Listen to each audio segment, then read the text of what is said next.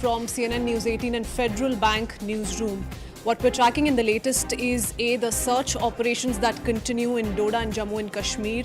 And of course, as we speak, there are visuals coming in and sad visuals coming in of the last tributes being paid to those who have been killed in action on the line of duty in the Doda encounter. Remember, the encounter first broke out last evening, late last night, in fact, is when the encounter first broke out. And ever since, we've been learning how search operations have been ongoing in Doda. In fact, we're keeping up with these live visuals of the last tributes being paid. And we have a very special voice joining us this evening. Not the best time perhaps to connect with you, sir, but we have with us Captain Brijesh Thapa's father. Sir, good evening to you. On behalf of the entire team of CNN News 18, really sorry about your loss first up. What are your thoughts, sir?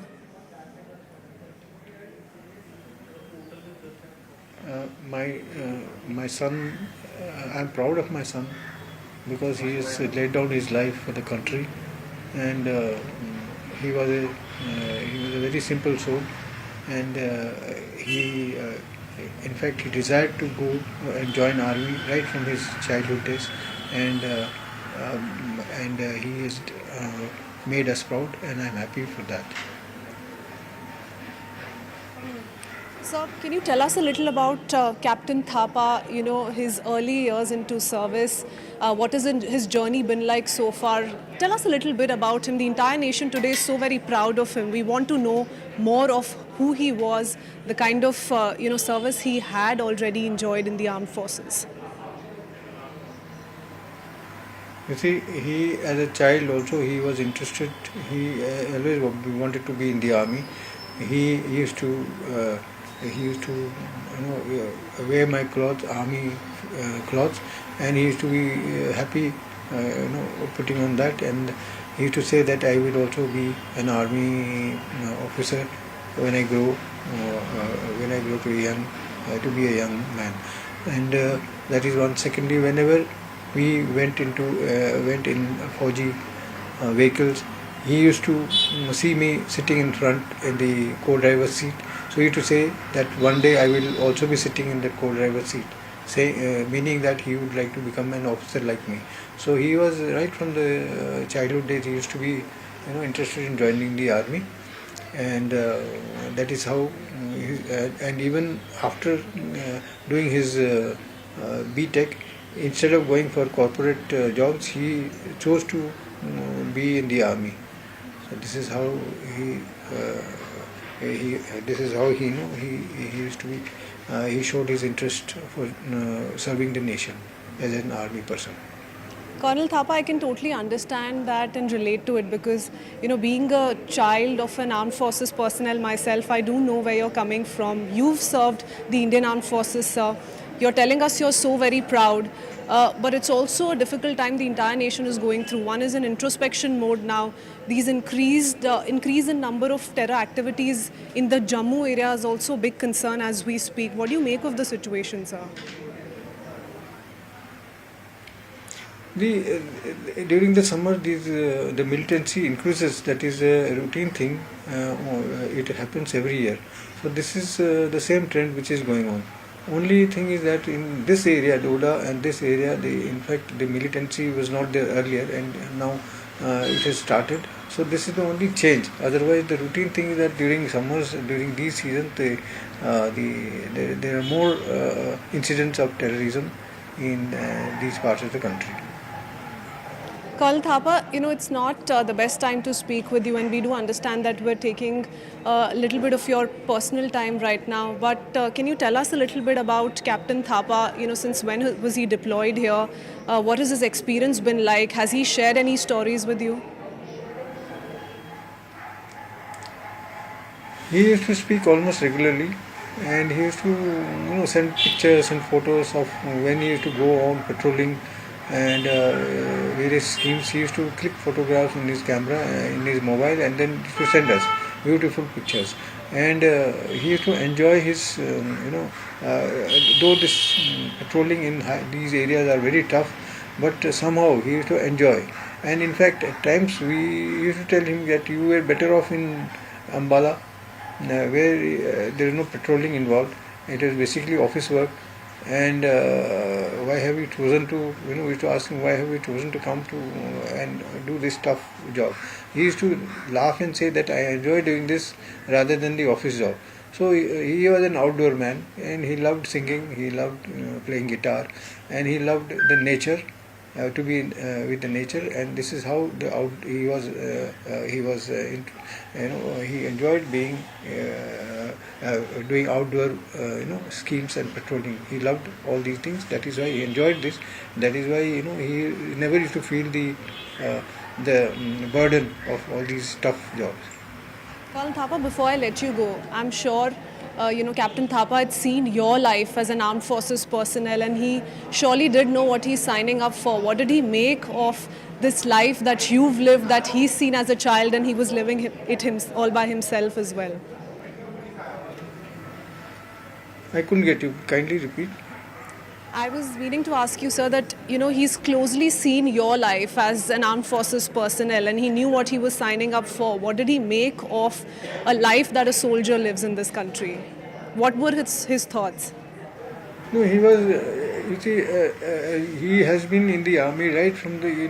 He was born in the military hospital in Jalandhar, and since then he has been seen the army very closely. Though not by being part of it, but he was always in the army cantonments. He used to see army people, so he was not new to the nature of the work that the army does. And in fact, in spite of the fact that risks are always there, but these risks are not. I mean, these are minimal, and it is like getting an opportunity to serve the nation, and then. This is how he used to take it in his stride, and he was never afraid, or he never went back in his words. And then he used to, whenever he used to talk about the army, he used to always appreciate, and he never thought that army was a risky. Serving in the army was a risky profession, and he always loved doing the work what army does. So that way, I think he was very comfortable, and he never felt the pain and the stress that generally others feel that army gives. Colonel Thapa, your message to all those involved in these kind of brutal terror activities, because everybody's watching what's happening in India, and India has managed to figure out the kind of conspiracy that is at play here. There is a nefarious design that is being adopted by these terrorists. Your last message before we let you go, Colonel Thapa. Yes. No, I couldn't get you. Can you repeat? Colonel Thapa, looking at the nefarious design that today stands exposed as far as these terror activities are concerned, and the kind of shift we see, in these terror activities towards now the southern part of Pir Panjal ranges, there is a lot that's going on. What do you make of the situation, and most importantly, what's your message to all those who are engaged in these dangerous designs, sir?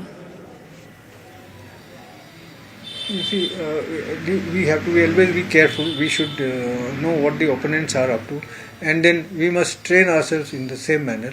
And in fact, I would like to tell the young soldiers who are serving there that they should be careful, and they should train themselves well, and they should know the various the designs, the activities that these terrorists.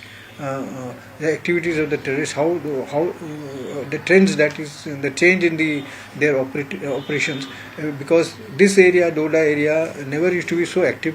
Now it has become active. So this way there has to be change in our own attitude also, and adjust to the changing situation in that area. Okay, Colonel Thapa, thank you so much for speaking to us here on CNN News 18. We want to tell you that we're proud of Captain Brajesh Thapa and his supreme sacrifice. Thank you for connecting with us, sir. Condolences to your entire family. On that note, I want to quickly go across to my colleague Ishan Vani, who continues to stay on with us. We spoke to an armed forces personnel himself, Ishan, someone who served in the armed forces.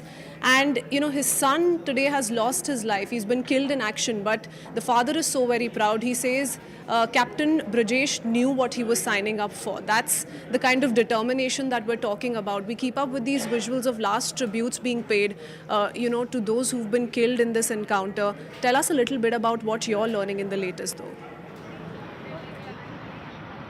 Well, what we are learning is that a massive scale operation continues in this area. The army is using the help of helicopters, drones, UAVs to monitor. We don't want to give out any operational details as of now because the operation is still continuing and is in process. It's a massive search operation in the nearby villages and the forest range to see that if they have escaped towards that particular route. These are the stories of every soldier has a story. Whoever loses his life, they have their families have stories to tell.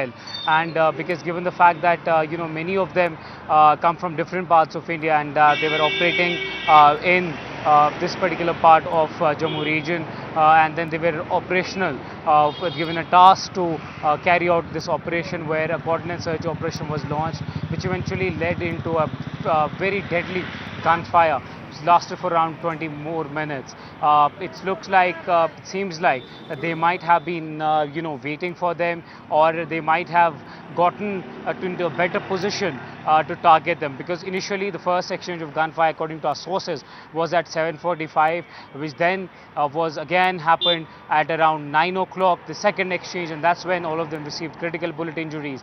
And since then, even the night time, the forces were engaged in the area. They were very careful to not get into any booby traps so that they could lose more casualties, they could have more casualties, and that is a priority to carry out clean operations. Comparatively, in Kashmir, the forces have been able to do more or less clean operations, and towards the Jammu, there have been maximum casualties inflicted on the security forces. Day before yesterday, we also saw an infiltration bid taking place in Uri, beg your pardon, in Kupwara's Keren, and that's when 3 heavily armed militants were killed. This indicates the fact that yes, the launch pads are ready, but the forces are on alert on the line of control. Okay. Many thanks, Ishan, for joining us with the latest. We'll keep coming back to you. And these are visuals, remember, coming in from Doda of the last tributes being paid by one and all to those who have lost their lives to the encounter in Doda and Jammu and Kashmir. Let's now shift our attention to more we're tracking in terms of the case that is being investigated against the probationary officer, the IS probationary officer, Puja Khedkar. In the latest, in fact, we're learning that Puja Khedkar's training in Maharashtra has been cancelled. She's been called back to Mussoorie. That's the latest bit of breaking news update coming in, that she's now been asked to come back to Mussoorie. Remember, this controversy is about the 2023 batch officer from Ahmednagar, Puja Khedkar, who's made headlines for all the wrong reasons. This after several reports came to light that she lied about her mental and visual condition to secure an officer's post despite an unremarkable score in this comparative qualifying examination. And now we're learning that her training stands cancelled. She's been called back to Mussoorie. Let me go across to Yasha joining us with more details. Yasha, what does this mean? And tell us a little bit about what we've seen in terms of investigation the last few hours. So now this very officer, that is Puja Khedkar, she's been called back to the Lal Bahadur Shastri National Academy of Administration at Mussoorie. This is, like you rightly mentioned, with respect to her training program, which has been kept on hold, and she has been issued an immediate recall for necessary action. Now here in this case, considering that she is under the scanner, particularly for having produced fake documents to get her IAS exam cleared, is where for getting her UPSC exam cleared is where she was under the scanner, and now she's been called back. She has several inquiries which is pending against her as a part of new IAS program. She was as a probationary officer, which is where she was deputed in Maharashtra earlier in Pune, and then as a punishment posting, she was sent to Wasim. In Wasim as well, there were several allegations against her and her family, which are now all under the radar, which are all under scanner by the Maharashtra government. In fact, when you speak of the central government, they had also formed a one-member committee to further understand the allegations against her. So amidst all of this, we've seen that a notice has been issued, in fact, by the Chief Secretary of the state, wherein it's mentioned that Puja Khedkar will have to her training right now in Maharashtra gets cancelled because considering that she's undergoing the allegation. She's under the scanner, and inquiry needs to be made against on the basis of the allegations that are leveled against her. Is where they will need to further investigate, and which is she's been asked to report to the academy not later than in July 23. Now this is because, like we've been rightly mentioning, that she's under the scanner for allegedly forging disability certificate to clear the civil service examination. Yes. Now, what's been Puja Khedkar's response? How has she responded to the allegations that have surfaced against the kind of reports that have been doing the rounds, and most importantly, the manner in which some of these certificates have also come to public domain? So, as of now, of course, Puja Khedkar has been titled on the new development that is being called back to the academy. But otherwise, when you speak of the allegations that have been leveled against her, right from forging the disability certificate to this committee being formed, she has refused to not speak too much on this. In fact, she said that whatever is her response, she'll be mentioning that before the committee, and she would not want to speak openly about this before the media. In fact, she had also mentioned that she was happy to work at Washington. After she joined Washington, she had a training program which she had to undergo. In fact, it was a packed schedule until November, where she was supposed to be given an independent charge. But now, with the current development, all of these trainings are on hold, and which is where she'll have to report back to the Mussoorie.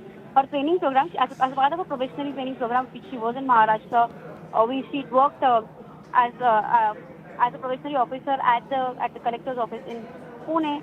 But while she was at Washington, also she had to undergo training with the PWT and irrigation department. Apart from that, she also had to undergo training with the tribal department, and was also supposed to be in Mumbai in October, wherein she had to undergo training at Mantralaya. By November, she would have gotten her independent charge and would have to continue at Washington until March 2025 to complete her probation training. But clearly, with questions being raised on forging disability certificate, also using the caste certificate, is something she was under the scanner, and which is where in order to clear the civil service exam, which is where now with her being the scanner, this notice has been issued by the state. The investigation is most certainly not favouring her. It's very clear by the manner in which she's been called back to Mussoorie. But I want to understand more in terms of everything that the investigators have been able to find out. Arunima joins us with all of those details. Arunima, tell us a little bit about, the fake certificate case, that aspect that has been looked into by the investigators. What have they been able to essentially find out? Yes, so a one-member inquiry is on by an additional secretary-level officer of DOPT. The committee actually travelled to Maharashtra to gather more information. Now, it's very clear from hospitals in Pune how there were attempts to get multiple medical certificates, which falsely certified that there were problems with her as far as physical disability, as far as mental depression. All of these certificates that she sought from the hospital, it seems that the full information was not disclosed. That's what the committee has found out prima facie. And we got indication from the top level of the government. Last week itself, that things are not looking too bright for Puja. It's building towards termination. So the decision that has been taken by Labasna, Dr. Lal Bahadur Shastri Academy, where the IAS officers, the probationers undergo training, so till the time they actually join full-time post, Labasna is the controlling authority, and that is under UPSC. So then cancelling her, training in Maharashtra and recalling her to the academy is, I think, step one. There could be more trouble for her. We've already reported that things are now gearing up for possible termination. What about Puja Khedkar's parents? Have the police been able to get a hold of them? Have they been able to question her? Remember, her father's link was being spoken of, how he's a retired government officer, and in that sense, she may have had misused, some of the powers or some of the contacts that he was enjoying or had established over the last few years? Yes, so the police case is a different case then. There are multiple levels at which probe is going on. We do know that a local collector in Pune first sent a report to the chief secretary. That was undertaken. She was transferred to Wasim. That is when, further allegations started unraveling about her father misusing his position, about the father's, declaration of his own assets. Then the video emerged of the mother wielding a weapon. So there are multiple levels at which probe is being carried out. For now, we do have a confirmation from Labasna that they have taken action against Puja. But then there could be more police action as well against the family. Things are not looking too bright for them at all. Okay, things not looking good for Puja Khedkar. Many thanks, Arunima, for joining us with all those details. Thanking Yasha as well. We head into a very short break for now. We'll be right back with a CNN News 18 exclusive. Don't go anywhere.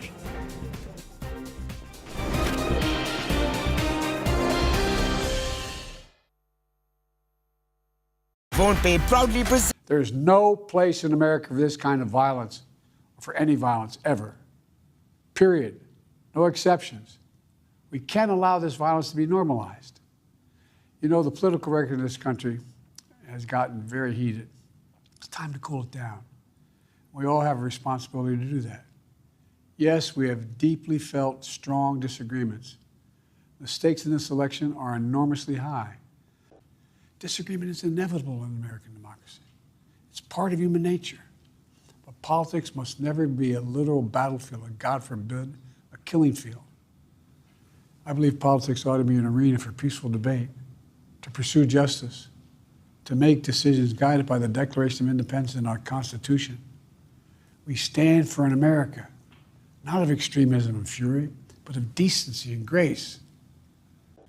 I'll continue to speak out strongly for our democracy, stand up for our Constitution and the rule of law, to call for action at the ballot box, no violence on our streets. That's how democracy should work. We debate and disagree. We compare and contrast the character of the candidates, the records, the issues, the agenda, the vision for America. But in America, we resolve our differences at the battle box. So tonight, I'm asking every American to recommit, to think about it. What's made America so special? Here in America, everyone must be treated with dignity and respect, and hate must have no safe harbor. Here in America, we need to get out of our silos, where we only listen to those with whom we agree, where misinformation is rampant, where foreign actors fan the flames of our division to shape the outcomes consistent with their interests, not ours. Let's remember, here in America, while unity is the most elusive of goals right now, nothing is more important for us now than standing together. We can do this. God bless you all, and may God protect our troops.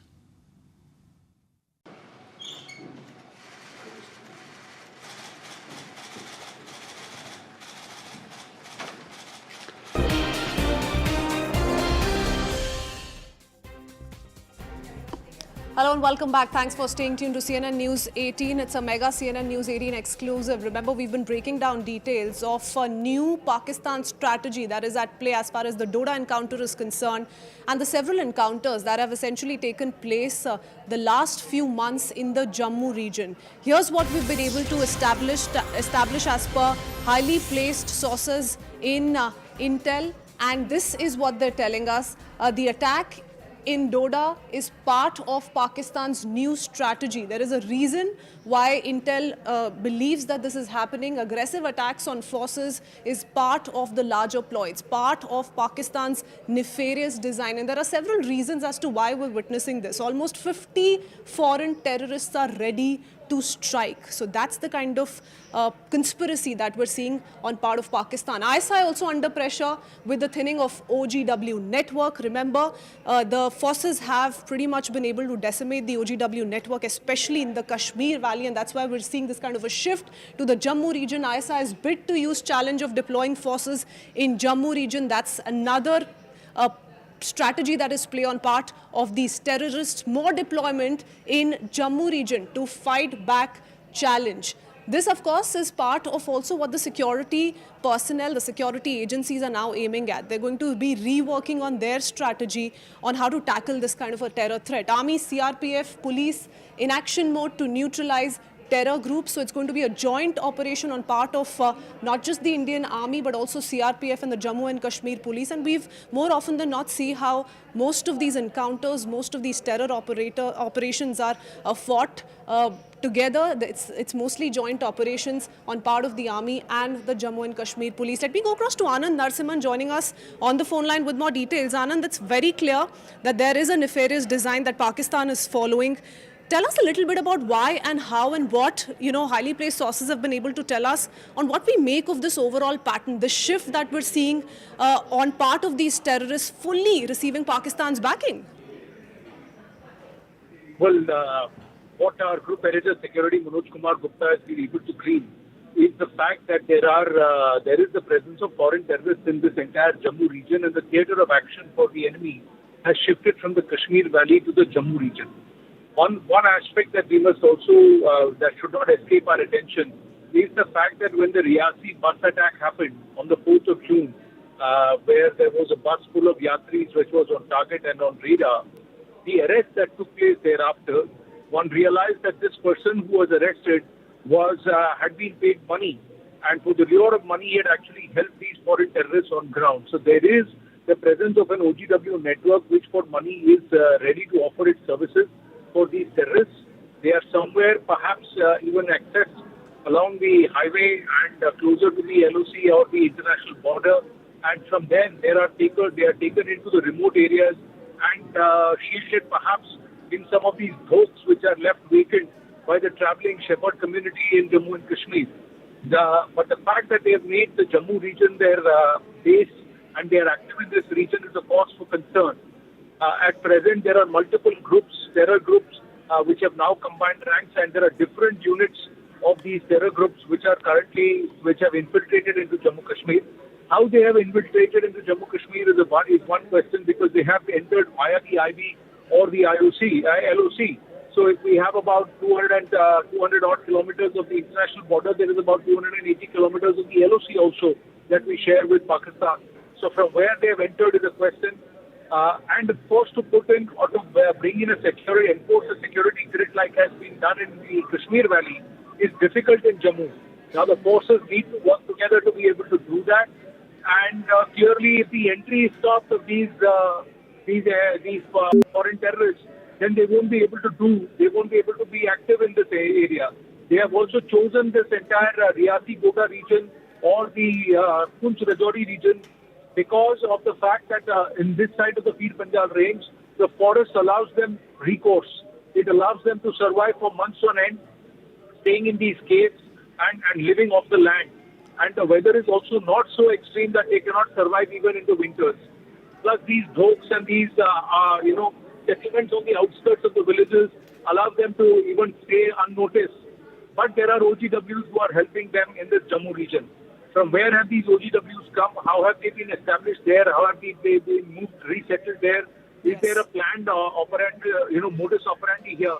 That's a big question that these OGWs that have been rendered inactive or ineffective in Kashmir Valley, how are they active in the Jammu region? So that's a question that needs to be answered and perhaps addressed, a concern that needs to be addressed at the earliest. Absolutely. OGW network in Kashmir Valley completely decimated. That's one big reason. And of course, how we've seen a dilution in the deployment of security forces the last 2-3 years since there's been greater deployment along the LAC. That's another reason why they're looking at this renewed strategy. But let's talk about the infiltration route. Given the Doda encounter, given encounters that we've seen in Kathua in the past, let's talk about what we've been able to piece together. Stay on with us, Anand. This is part 2 of our mega exclusive. And what we're trying to highlight here is the new infiltration route. Terrorists sighted on the 9th of July by the army men. This holds true for the Doda encounter. So they were first tipped off about this particular intel on the 9th.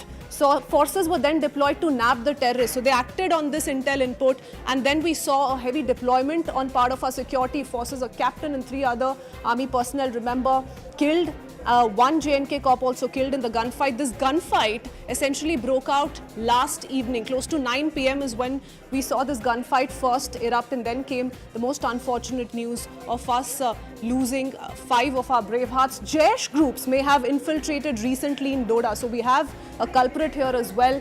Jaish group may be involved. One terrorist group in Rajouri Poonch area, the other entered from Doda Reasi area. So there are several strategies at play here clearly as per what we're learning from our sources. More terror strikes around these areas expected, and we've been discussing why that is happening. Why is Pakistan, through these terrorists, reworking on its strategy? Why they're aiming for the Jammu region? More terror strikes around these areas, and we've seen that happen the last 2 months, if not before that. Let's just talk about June, July, Anand. We've seen, not just Rajouri, Poonch, but Reasi, Doda, south of Pir Panjal increasingly being targeted. What's the pattern that we've managed to establish through these exclusive inputs? And most importantly, tell us a little bit about, for example, we've picked up how there is involvement of Jaish. Do they then break up into smaller groups to ensure that, their terror plot succeeds? Well, right now there are about 50 foreign terrorists on Indian soil. There are 10 to 12 of them in the Reasi, the Poonch, Rajouri region, and about 20 to 25 in the Doda Reasi region. And all of them are active. Like you said, they belong to different terror groups, but how have they come in? That's one question.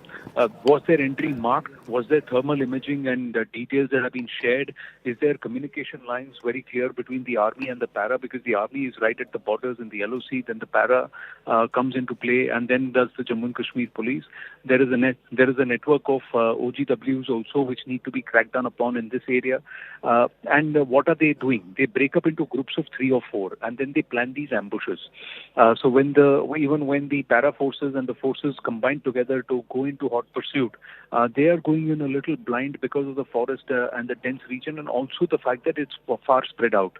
But for these terrorists who are ensconced and already hiding, for them they have the opportunity and perhaps the advantage of ambush at this point.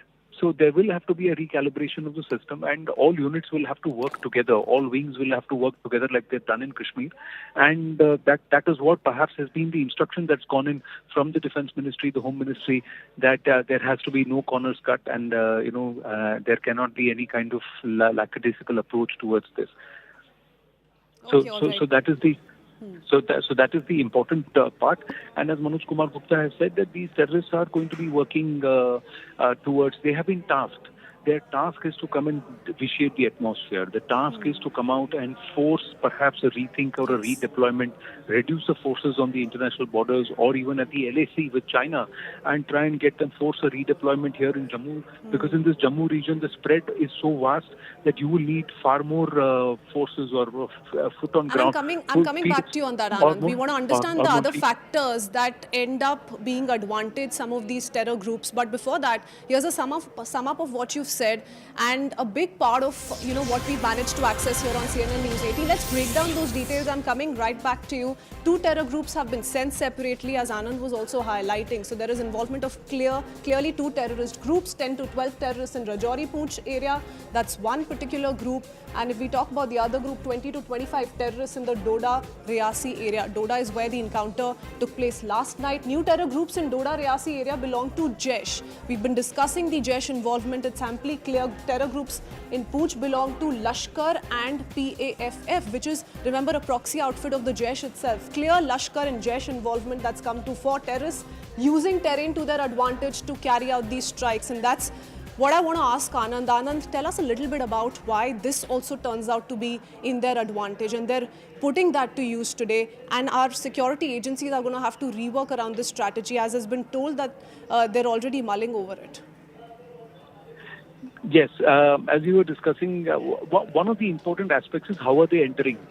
Now, they're entering via tunnels which have been dug, really long tunnels that have been dug along the international border or the LOC, or they're infiltrating via some other mechanism. Now, that has to be identified. The other thing is a lot of them have been trained in Afghanistan and in the ranges there, the Hindu Kush ranges there, where the climate acclimatization, the terrain, the flora, fauna are very similar to the Pir Panjal. So for them, they are trained to survive in such conditions, and when they come here, they are able to adapt to these conditions easier.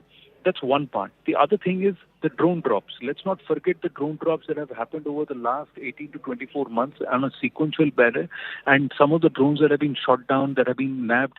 The circuitry actually says, the data shows that they have made multiple recce's and forays into Indian territory. So clearly, huge caches of arms, ammunition have been dropped. Where have they been stored? They have all been stored in this region only in caves, in locations which have been marked, and the handlers are sharing these locations either with the OGWs, or these FTs are coming armed with these locations. They are using satellite phones, they are using advanced technology to find their way and to get into the geolocations. And once they get into the geolocations, and once they are in Indian territory, they are using the flora and fauna to survive. And that makes it difficult for the forces to try and penetrate and to break them. See, the lay of the land, the terrain, when the terrain changes, then the entire security grid modus operandi will have to change. And what could be done, perhaps say with 10 people in Kashmir, will perhaps need 40 or 50 people in Jammu because of the spread of the terrain and the lay of the land. So for our units to be able to recalibrate, regroup, they need to not just coordinate better, they also need to plan and practice this better. So it will take some time, and that time perhaps is now that we will start hitting them back. There was a time when they took the advantage, this gap between when the forces could recalibrate, redeploy, and perhaps even reinvent their grid strategy. There was a gap of 2-3 months where these terrorists have been now active. Now that this, the calibration will happen in the coming days, within the next 20-30 days, I'm sure we will have greater success in combating these terrorists, neutralizing and negating them. And I'm sure that those entry areas or those tunnels and porous areas from where they're making their entry into Indian soil will also be plugged, and they will also be destroyed. But the larger thing is there is a huge group of terrorists on the other side waiting to infiltrate into Bharat. What are we going to do about that? Are we going to take, preemptive action? Is it high time that we do it? Is one Balakot enough? These are all questions that are being asked, and many are saying that there has to be a surgical cleanup, overhaul, complete, both interior and also exterior of these terrorists who are waiting to get in here. There are many geopolitical considerations also. After Taliban take over in Afghanistan, a huge number of cadre have also moved. Taliban are coming down heavily on the ISIS Khorasan. So ISKP cadre are there. These are all jihadis, mercenaries who are guns for hire. The jihadi militants and the jihadi groups that are being puppeted by the ISI are also getting restless, saying they've got huge amount of cadre they have trained and who are sitting and twiddling their thumbs, and they will suddenly get restless and they will start rebelling. And before that happens, they want to shaft them into India. So these are all issues which are there on the other side that we need to be cognizant of, and we need to be mindful of. But closer home, we need to get a grip on our security grid and coordination between all of the forces, because if the entry is stopped at that level and then the information is passed on quickly, then the neutralizing can happen better. Absolutely. As you rightly pointed out, these are challenges that the security agencies continue to face at multiple levels. Not to forget, Anand, the kind of weaponry that has been recovered from some of these terrorists that have been neutralized. Ishan has been getting us details of the M4 rifle that has also been recovered, and some of the weapons and equipments that in fact go back to Afghanistan. They were first recovered or spotted in Afghanistan after the American forces' departure. So that's another aspect that we're watching out for. But many thanks for joining us with the latest, with that detailed perspective. Let's talk about the politics that is being witnessed over the same. There is a lot of politics here in India that's come to the fore. Rahul Gandhi, remember, was one of them who in fact did pay tributes to those who lost their lives in the Doda encounter. But he did raise some pertinent questions with the government. He spoke of the normalcy narrative which the central government speaks of, and says that stands clearly exposed. It's very clear that Jammu and Kashmir needs more attention, says Rahul Gandhi. What's also interesting is the reaction that came in from Mehbooba Mufti, the PDP chief. She, in fact, came out to talk about the DGP, Jammu and Kashmir DGP, and said he must be sacked. That's, of course, a reaction that we need to establish context on, because it was the J&K DGP who not too long ago spoke of how some of these mainstream politicians in Jammu and Kashmir pay frequent visits to the homes of the dead terrorists and also sympathize with their cause. So a lot of political reactions coming in. Listen in. Many may argue that it is the fear of the state that kept the people inside. But believe me, It is not the full truth. The full truth is Pakistan successfully came to infiltrate all important aspects of our civil society. Thanks to the regional so-called mainstream politics in the valley, there is overwhelming evidence to show that many had honed the art of running with the hare and hunting with the hound to a near science that left both the common men and the security men bewildered, frightened and confused. Visiting homes of killed terrorists and expressing sympathy in public became the new normal. While elimination of new recruits to terrorism was allowed and tacitly encouraged, those who facilitated the recruitment, arranged finances, were never investigated. अफसोस ये है कि there is no accountability. By now, the head should have rolled. The DG should have been sacked by now. Because जो इस वक्त हो रहा है पिछले 32 months में almost 50 soldiers have lost their lives. Nobody is being held accountable. और जो इस वक्त के DG हैं, he is more, busy with fixing things politically. उनका जॉब है PDP के लोग कैसे तोड़े जाए, लोगों को कैसे हरास किया जाए, उनको कैसे धमकाया जाए, जर्नलिस्ट को कैसे तंग किया जाए। आपका जो पासपोर्ट है उसको वेपन बना दिया गया है, वेरिफिकेशन को वेपनाइज किया गया है।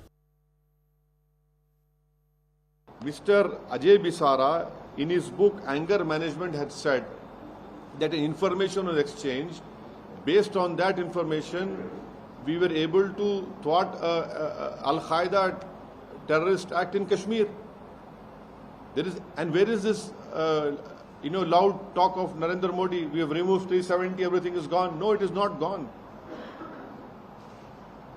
This is the failure of Narendra Modi's government. And Mr. DGP should not become a spokesperson for the ruling party. If he intends, he should join BJP. आज एक बहुत ही अनफॉर्चुनेट न्यूज़ आ रही है। डोडा में 4 जवान और एक ऑफिसर की मौत की बात बताई जा रही है। कांग्रेस पार्टी ने ये पहले भी इस मुद्दे को उठाया है।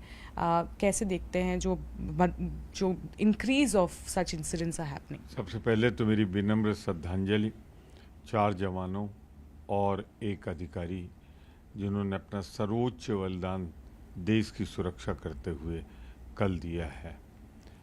चिंता की बात है, 38 दिन मात्र में 9 हमले हो चुके हैं हम पर। 12 हमारे वीर जवान शहादत को प्राप्त कर चुके हैं। 13 जवान हमारे 13 सैनिक जीवन और मौत के बीच जूझ रहे हैं। आतंकियों के हौसले बुलंद हैं और वो जम्मू रीजन में आ गए और सीधे हमारे सेना पर हमला कर रहे हैं। और मोदी जी इटली और रूस में शांति की बात कर रहे हैं। अरे थोड़ा तो सीखो, इंदिरा जी से प्रेरणा लो और देश के सीमाओं की सुरक्षा अजेय करो। जून और जुलाई की बात अगर हम लें तो कई बार हमारे सैनिकों ने शहादत दी। जैसे अभी आप बता रहे हैं, इसमें एक मेजर भी थे जो शहीद हुए हैं। कुछ दिनों पहले ही जून की घटना है, 6 फौज के लोग मारे गए थे। उससे पहले आतंकवादियों ने श्रद्धालुओं के ऊपर हमला कर दिया था, 33 लोग घायल हुए थे, 9 लोगों की मृत्यु हुई थी। लगातार आप देखें, ना तो कश्मीरी पंडित वापस जा सके, ना जम्मू कश्मीर के अंदर विकास लौटा। जम्मू कश्मीर के अंदर सरकार से ताकतें छीन छीन के लेफ्टिनेंट गवर्नर को दे रहे हैं और लेफ्टिनेंट गवर्नर मनोज सिन्हा के ऊपर अभी आरोप लगा और वो खूब ट्विटर पे चल रहा है, उन पे आरोप लगा कि अपने बेटे के रिसेप्शन के लिए सरकारी धन का उपयोग कर रहे हैं।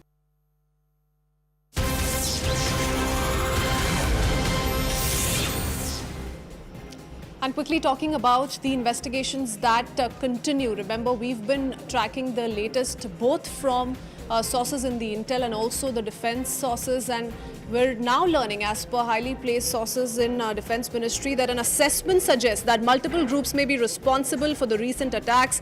It is possible that there are 12 to 14 terrorists divided into groups of 2 to 3 each, and they have received professional training. They know how to survive in dense forests, take advantage of the terrain, so on and so forth. Akash Sharma joins us with more details. Akash, terrorists using modern technology to find new routes to, flame insurgency. It's a new design at play here very clearly, but what are you learning about this nefarious plot?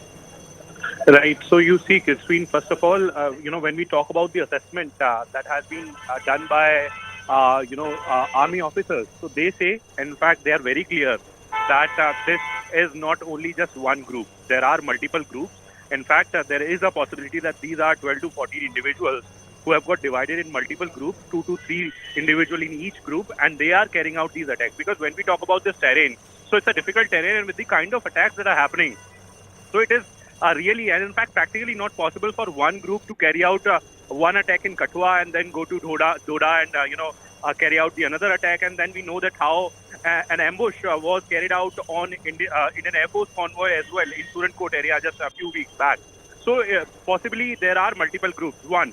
Secondly, when we talk about these groups, so they are carrying out these attacks. They are taking advantage of the terrain, the tough terrain, rough terrain. In fact, when we talk about Doda, so comparative to what we have in Rajouri and Punch, the terrain here is much more typical. And even then, people are carrying out these attacks and, either, running away or are hiding in these, natural caves or hideouts. So it is somewhere, indicating that these people have got professional training in mountain warfare and in jungle warfare as well. In fact, army officials are very much categoric when they are saying that, after a lot of investigation and after a lot of brainstorming on what is happening in these areas where we have, lost more than 10 army jawans in few weeks. So this is what they are coming out with. Also, as far as communication is concerned, so we know that how, several sort of modern equipments, they are carrying. As far as weapons are concerned, so we have been discussing this morning that how they are carrying M4 carbine. In fact, that has a caliber of 5.56, and also, the special bullets from China. This is, of course, a theory, but army officers are very much relying on this theory.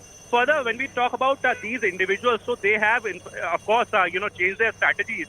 Straight from 2022, we are seeing, that how an ambush was carried out on Indian Army trucks. Straight from that particular incident, they are recording whatever they are doing and they are editing those videos and then they are propagating those videos. So they have changed the strategy. They are using, modern equipments, sophisticated weapons, and also the kind of communication devices that they are using. Further, it is believed that, Pakistan is also, sending these terrorists via international border. Their, officials are suspecting that they may have crossed the IB,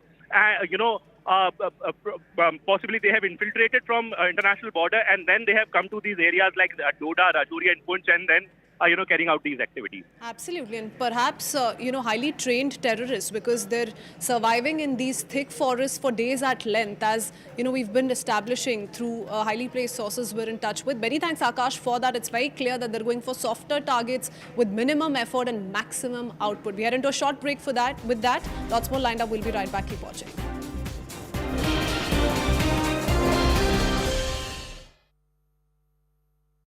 Introducing. Last night, I spoke with Donald Trump. I'm sincerely grateful that he's doing well and recovering, and we had a short but good conversation. Jill and I are keeping him and his family in our prayers. We also extend our deepest condolences to the family of the victim who was killed. He was a father. He was protecting his family from the bullets that were being fired, and he lost his life. God love him. We're also praying for the full recovery of those who were injured. And we're grateful to the Secret Service agents and other law enforcement agencies and individuals who risked their lives literally for our nation. As I said last night, there is no place in America for this kind of violence or any violence for that matter. An assassination attempt is contrary to everything we stand for as a nation, everything. It's not who we are as a nation. It's not America. And we cannot allow this to happen. Unity is the most elusive goal of all, but nothing is important than that right now, unity. We'll debate and we'll disagree. That's not going to change, but we're going to not lose sight of, in fact, who we are as Americans. Look, Vice President Harris and I were just briefed in the Situation Room by my Homeland Security team, including the Director of the FBI, the Secretary of Homeland Security, the Attorney General, the Director of the Secret Service, my Homeland Security Advisor, the National Security Advisor, and we're going to continue to be briefed. The FBI is leading this investigation, which is still in its early stages. We don't yet have any information about the motive of the shooter. We know who he is. I urge everyone, please, don't make assumptions about his motives or his affiliations. Let the FBI do their job and their partner agencies do their job. I'm instructed that this investigation be thorough and swift, and the investigators will have every resource they need to get this done. Look, as this investigation continues, here's what we're going to do. First, Mr. Trump, as a former president and nominee of the Republican Party, already receives a heightened level of security. And I've been consistent in my direction to the Secret Service to provide him with every resource, capability, and protective measure necessary to ensure his continued safety. Second, I've directed the head of the Secret Service.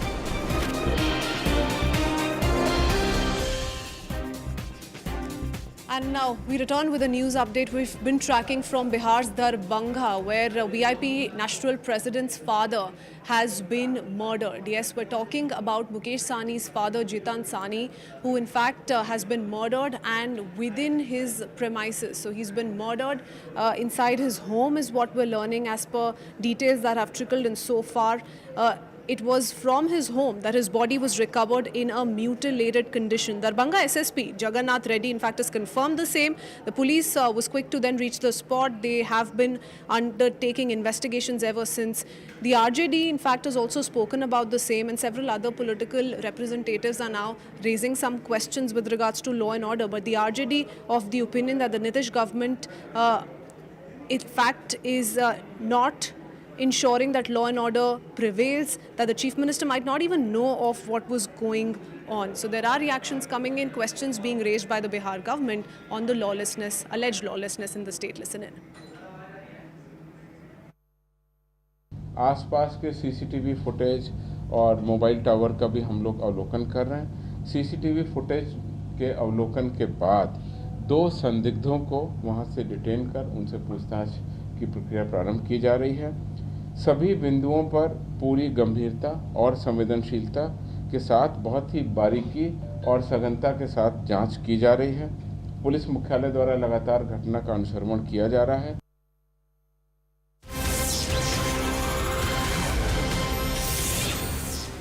So yes, Nitish government continue to face some of these questions by his political opponents. Remember, the VIP is part of the INDI bloc, and in that sense, we're seeing increase in political reactions coming in. The latest is Tejashwi Yadav, who's taken on the NDA in Bihar. He says, and I quote, "In Bihar, criminals protected by power can shoot whenever they want, wherever they want, and whomsoever they want, anywhere, anytime. The Prime Minister and the Chief Minister are ensuring this reign of terror with pleasing name of Mangal Raj." So that's Tejashwi Yadav's pointed attack at the NDA government in Bihar. Of course, raising questions over the law and order situation and how this was allowed to happen, because this is the VIP national president's father who was found murdered inside his home. That's the latest coming in. RJD's Tejashwi Yadav taking to social media to raise those questions with the NDA government. We'll try and go across to our reporter in just a bit. All right, Braj Mohan is joining us with more details. Braj Mohan, tell us a little bit about, the kind of political narrative that we're seeing around this incident. It's important to keep our focus on the investigations, but till the time the investigators are able to find out who really is to be blamed, these kind of questions are bound to be asked. Definitely for last 10-15 days or maybe more, Tejashwi Yadav, the chief opposition leader in Bihar, he has been raising issues about law and order situation, worsening law and order situation in Bihar, because not even RJD leader, but BJP leaders and JDU leaders, they have been also attacked in different parts of Bihar. But today's incident is very serious in nature, and in result, all the political parties, and especially the opposition party, they have come heavily on Nitish Kumar for failing in handling the situation in Bihar, and especially after the murder of Mukesh Sahni's father in such a fashion, things have become really political. All the political parties, they have come up heavily on Nitish Kumar and questioning Nitish Kumar about how he's running the state. And law and order situation has become a focal point in Bihar. Absolutely. Whether someone entered the house with a motive of theft or with a motive of murdering him, all of that still remains to be found out, and investigations are underway still. Brajmon, many thanks for joining us with those details. दुखद है और आज कहीं न कहीं हम सभी लोग इससे मर्माहत हैं और हम सब की संवेदना उस परिवार के प्रति है, मुकेश सहनी जी के प्रति है कि उनके पिता के साथ इस प्रकार की घटना घटी है। कहीं न कहीं पूरे विषय को एसआईटी का गठन किया गया है और तत्काल इस पर कड़ी से जांच चल रही है। जिस प्रकार से हत्या के विषय नज़र आ रहे हैं, लग रहा है कि व्यक्तिगत रंजिश या अन्य कोई बड़े कारण हैं जिस प्रकार से एक मर्माहत करने वाली घटना घटी है। और अभी तक तेजस्वी यादव को जंगल राज नहीं समझ में आता है। तेजस्वी यादव जी जंगल राज वो था जिसके घर में अपराधी अपराध करते थे, आपके घर में छिपते थे, आपके घर से पनाह मिलती थी। लेकिन हमारे समय में अपराधी अपराध करने के बाद उसको मालूम है जो समय लगे लेकिन वो जेल के अंदर ही होगा। आज सुबह सुबह बिहार से एक अत्यंत ही दुखद और मर्माहत करने वाला खबर सामने आया है। दरभंगा में श्री मुकेश सहनी जी, जो बिहार सरकार के माननीय पूर्व मंत्री रहे हैं, उनके पिता की हत्या कर दी गई है। ये अत्यंत ही दुखद है और इससे हम लोग मर्माहत हैं, लेकिन शासन और प्रशासन में बैठे हुए लोगों को जवाब देना पड़ेगा। अब जनता शांत नहीं बैठेगी। जब राजनेता के परिवार सुरक्षित नहीं हैं तो आम लोग तो भगवान भरोसे हैं बिहार में। बीजेपी के लोग और एनडीए के लोग अब चुप क्यों हैं?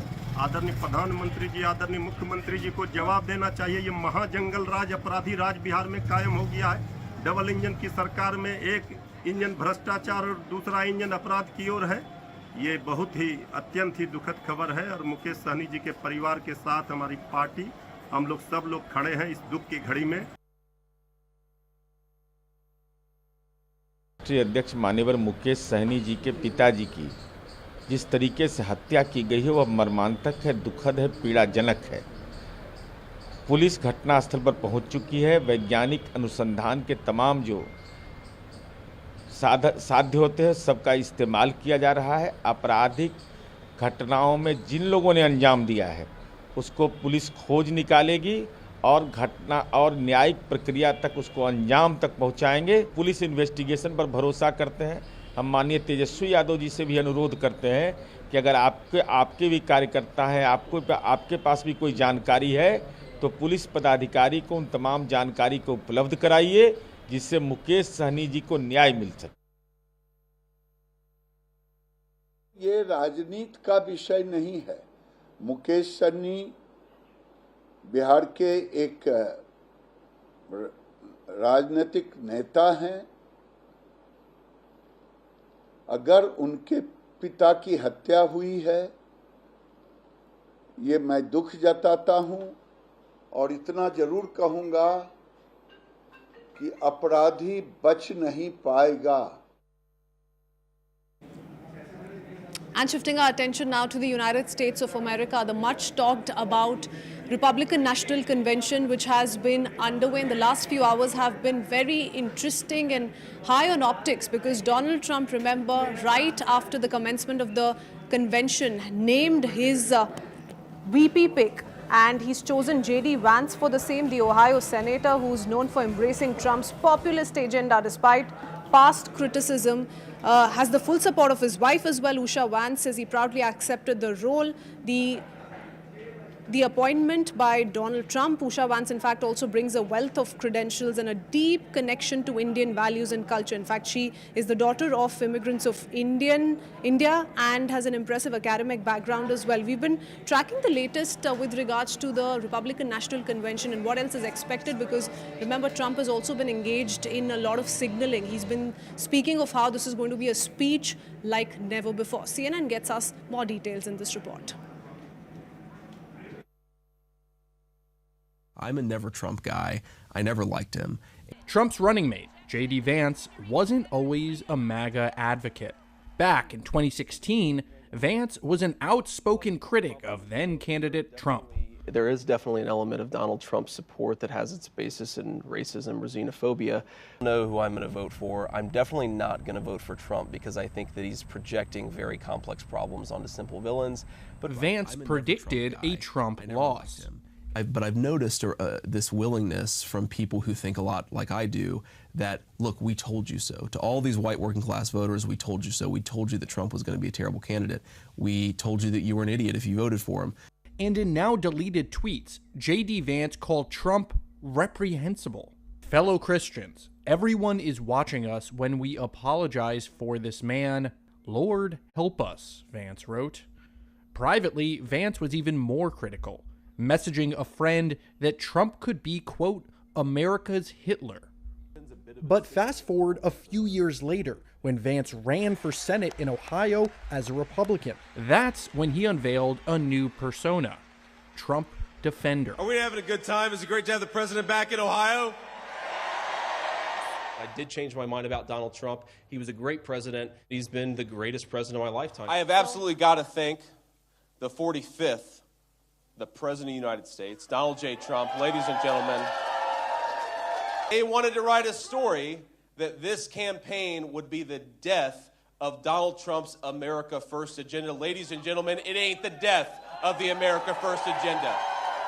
Vance's MAGA pivot resulted in him winning a seat in the Senate. And we won big. And now a place alongside Donald Trump on the 2024 Republican ticket. This is CNN News 18 and Federal Bank Primetime Studio.